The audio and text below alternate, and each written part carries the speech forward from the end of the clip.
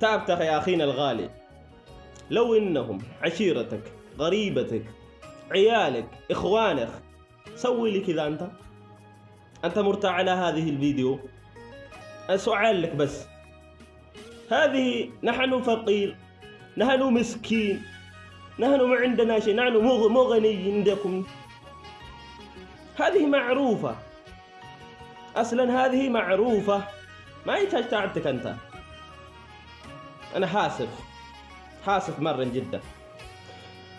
قالوا أن كان ندبو نمون ترستوتا والربية على الرأفاني نمداوتشي سانكنا بعد ياكي سانديمن بيانس يو باكما نمنياتا تدلغتو حالا دوبرتين اتجرتو دوبرتوتا وفتو فران قمني جولي حالو مغاري تنجر حدي كيسول قال يكون أكو مرغا جرتن فيديو وانتا كاسانا ويان كيسا جرتو يكون قدا جراتو نفتو جدا بكا كشنات تقول فيديو ورابو يرون أرغونا تنتلو يجور دوغو أني يس مسكينة مجرى شاتي يجور سيقالي akka jirutti yoon jiraadhe illee fedhii kiyya malee naaf viidiyoo naa maxxansuun hin jedhin namni dhufee haalan keessa jiru diqqatan irraan bahee waraabee maxxansuu isaan barbaadu jechuudha.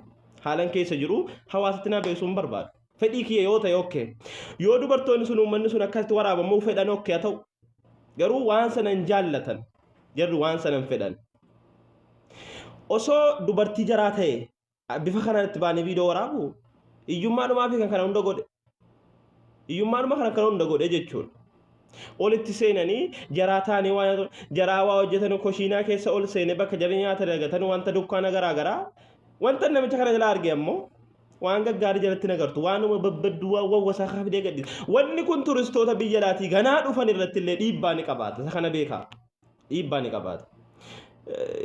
Biyyi ammuma Finfinnee qofatu akkasitti bareeddee jirti malee gara baadiyyaatti karaan deeman hin jiru jedhanii kanarraa fakkeenya fudhachuu danda'u. Wanni kun turistoonni dabalataa akka illee hin dhufne illee mootummaan irratti illee dhiibbaa godhaa jechuudha. Kanaaf yeroo namoota daawwachiisuudhaaf keessan osoo tartiiba yookiin bakka mana namaatti ol gashuu dhiistanoo maal godha qe'ee namaa keessaa maal godha achi baadiyyaan daawwatu bakka akkasiitii maal godhame bakka namni dunkaana dhiteetti galuu maal godha kun mana jaraati maaloodha jedhee qishinaatti gonee yeroo viidiyoo hojjetu gaarii isa uummanni keenya jala horiyaa jechuudha.